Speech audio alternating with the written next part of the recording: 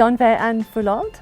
I'm the director and owner of Cote A Cote handmade tiles, and we are situated in Smithsfield in the southern Free State. I started in 1996. I was one of the first Department of Trade and Industry companies that was sponsored.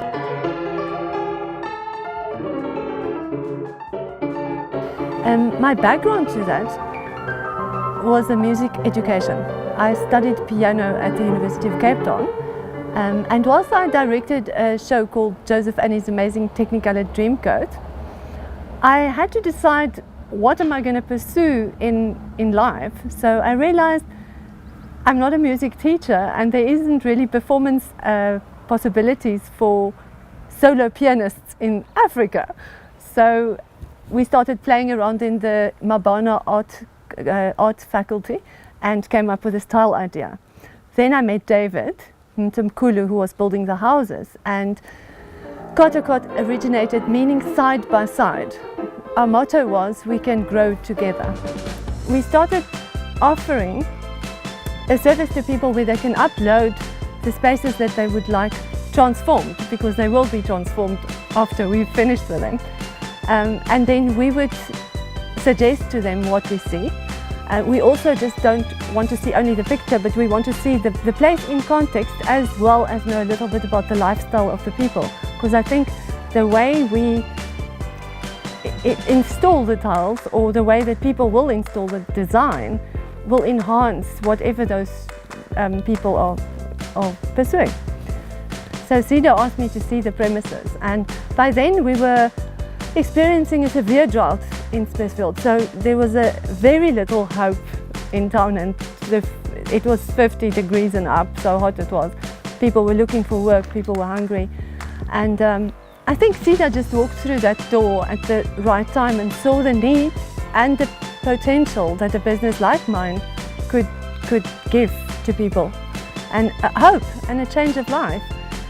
We have 10 and myself employees, and depending on doubling up, the employees will double up by 5, another 5, another 5 as the molds become more.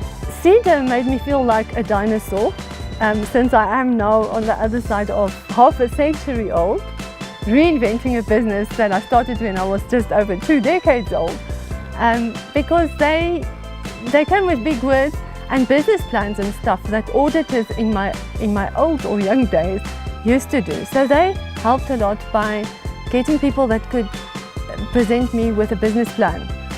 Possibly a business plan that was inside me already, but that I certainly didn't have the time or the inclination to formulate. You do need a goal, and a business plan kind of helps with that. Then also they really helped with marketing, meaning I used to own a newspaper, so I do know what it takes to market, but there's another take on marketing these days with the internet. I'm also a technophobe, and I'm very scared of computers, although obviously you type your stories on computers, but I didn't really warm up to the idea of internet marketing. But it's absolutely the only way to go, or it's the only way I could share with the world what we are doing here and what they could be doing right on their own doorstep. So they've opened that world, and also promised to help with training me up to be able to operate this computer side of things.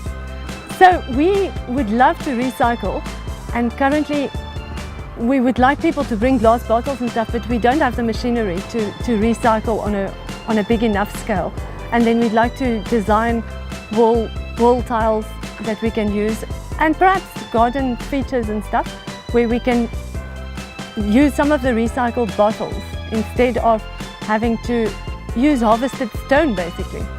So if we could get onto a glass crunching machine, and that would also give more people work, I personally would feel we are making a difference to the planet also. It's really hanging in there, determination, and believing that what you want will happen, and not on your time necessarily, but if you keep wanting it, it's going to happen. Make no mistake, I find myself in Smithfield, which is possibly the last outpost of a long way back's way of living, and a lot of people, whilst I was engaging with Cedar, said to me that you're wasting your time with government organizations taking the political climate, you're the wrong color, all sorts of things. And I must absolutely commend Cedar for coming to the party, basically. I think it's an excellent example of the path that the country needs to go in, that small places that need to resuscitate, reinvent themselves, rebuild themselves.